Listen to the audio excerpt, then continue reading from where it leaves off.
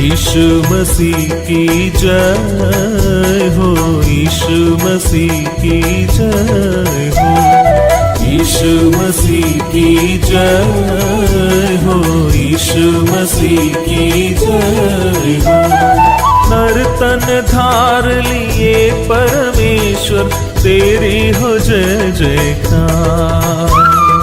नर तन धार लिए परमेश्वर तेरी हो जय जयकार।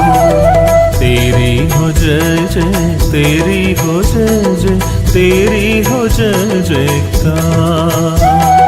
तेरी हो जय जय, तेरी हो जय जय, तेरी हो जय जयकार। परमेश्वर के नाम की महिमा हो। प्रभात मनन की आराधना संबंधी मनन में आप सभी का हार्दिक स्वागत है। आइए आज सुबह की शुरुआत करते हैं हमारे उद्धारकर्ता प्यारे प्रभु यीशु मसीह के नाम से। उस महान परमेश्वर, जगत के उद्धारकर्ता, हमारे प्रेमी प्रभु यीशु मसीह के नामों को मनन करना हमारे लिए एक धन्य बात है। तो आइए आज हम एक ऐसे ही नाम पर मनन करते हैं जिसे हम यशायाह की पुस्तक उसका 7 अध्याय और उसके 14 पद में पढ़ते हैं। यशायाह 7 अध्याय उसका 14 पद। इस कारण प्रभु आप ही तुमको एक चिन्ह देगा। सुनो, एक कुंवारी गर्भवती होगी और पुत्र जनेगी और उसका नाम इम्मैनुएल रखेगी। परमेश्वर इस पढ़े गए पद पर अपनी आशीष दे। ये एक भविष्यवाणी है जिसे यशायाह ने प्रभु यीशु मसीह के जन्म से करीब 750 वर्ष पहले किया था। यशायाह ने अपने पुस्तक में प्रभु यीशु मसीह से संबंधित करीब 44 भविष्यवाणियों को किया था और 700 वर्षों के पश्चात जब मत्ती अपनी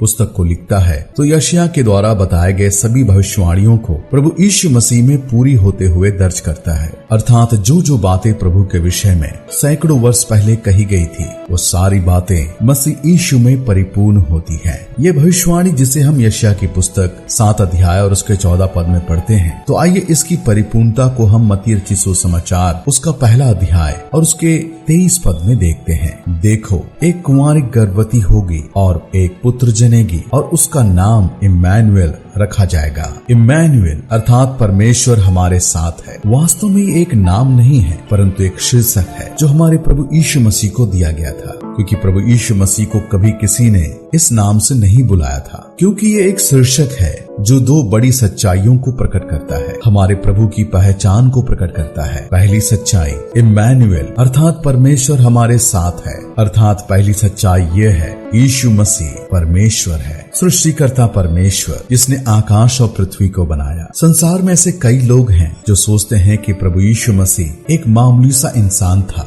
जिन्होंने अच्छा जीवन को जिया और लोगों को अच्छी अच्छी बातें सिखाया। उसका आचरण और उसके ज्ञान की वजह से वो एक महान गुरु बन गया। परंतु प्यारो, सच्चाई तो यह है कि वो कोई इंसान नहीं था परंतु परमेश्वर स्वयं मनुष्य रूप में धरती पर उतर आया था। वही प्रभु यीशु मसीह है, इम्मैनुएल है। इस महान सच्चाई को प्रभु ने इस संसार में अपने सेवा कार्य के दौरान कई बार बड़ी स्पष्टता से प्रकट किया था, पर किसी ने भी उनकी बातों पर विश्वास नहीं किया। परंतु जिस किसी ने उनकी बातों पर विश्वास किया उनका प्रभु के प्रति नजरिया ही बदल गया। और सच तो यह है प्यारो कि उनका स्वयं का संपूर्ण जीवन भी बदल गया। इसका सबसे बड़ा उदाहरण है प्रेरित पौलुस, जो पहले शाऊल भी कहलाता था। उसे यीशु के नाम से या उसके चेलों से नफरत थी। उसके समझ के अनुसार यीशु एक आम इंसान था जो सच्चे परमेश्वर की निंदा करता और उसके स्थान को लेना चाहता था, और उसके चेले मूर्ख थे जो यीशु की बातों को मानकर अपने पूर्वजों के धर्म के खिलाफ कार्य करते थे।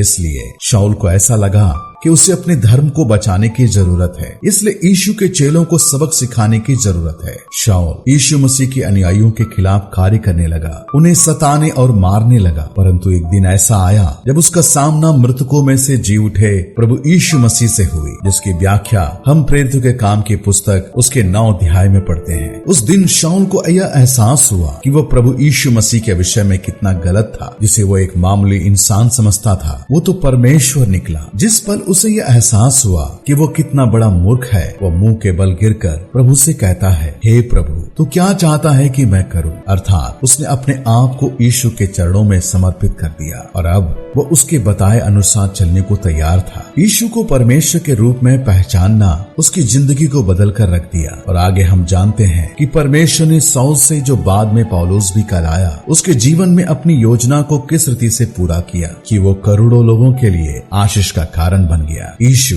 जो इम्मानुएल है अर्थात परमेश्वर है। दूसरी एक बड़ी सच्चाई जो हमें इस शीर्षक से समझ में आती है, इम्मानुएल अर्थात परमेश्वर हमारे साथ है। इस लाइन को जरा ध्यान दें, परमेश्वर हमारे साथ है। पर यह कैसे संभव है? पूर्व काल से देखा गया कि वो महापवित्र परमेश्वर, सर्वशक्तिमान परमेश्वर, जिसके सम्मुख खड़ा होने का मतलब मौत था, उसकी उपस्थिति से पहाड़ कांप उठते थे, उसके गर्जन से भी भूडोल हो जाता था। वो जो करूबों के मध्य विराजमान परमेश्वर, असंख्य स्वरदूतों के द्वारा रात और दिन आराधना का केंद्र, वो पापी मनुष्य के मध्य कैसे निवास कर सकता है? पर ऐसा हुआ प्यारों। फिलिपियों की पत्री उसका 2 अध्याय में पौलुस इसका काफी बारीकी से उल्लेख करता है। पवित्र और महान परमेश्वर अपने आप को इतना दीन कर दिया और एक दास का रूप धारण किया और मनुष्यों के बीच में डेरा किया। प्रभु यीशु मसीह इम्मानुएल, परमेश्वर हमारे साथ है, वो परमेश्वर था, उसने मनुष्यों के बीच में डेरा किया। ये महज एक काल्पनिक कथा नहीं है प्यारों, पर इतिहास भी इसकी जानकारी को देता है कि प्रभु यीशु मसीह का जन्म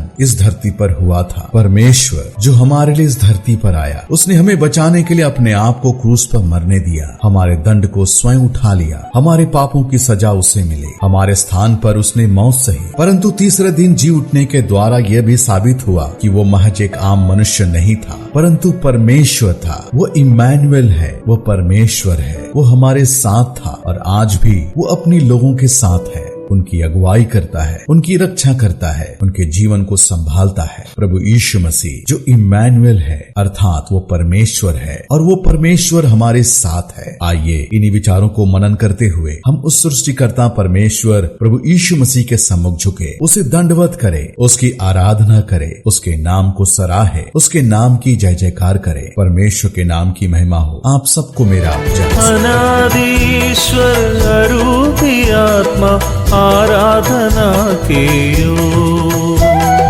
अनादिश्वर अरूपी आत्मा आराधना के योग, नर रूप लेकर जगत में आया नर को बचाने को, नर रूप लेकर जगत में आया नर को बचाने को।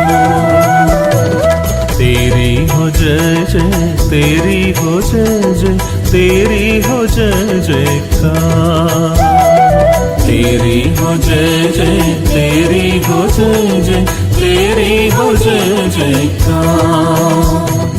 यीशु मसीह की जय हो, यीशु मसीह की जय हो, यीशु मसीह की जय हो, यीशु मसीह की जय हो। नर तन धार लिए परमेश्वर तेरी हो जय जयकार, नर तन धार लिए परमेश्वर तेरी हो जय जयकार, तेरी हो जय जय, तेरी हो जय जय, तेरी हो जय जयकार, तेरी हो जय जय, तेरी हो जय जय, तेरी हो जय जयकार।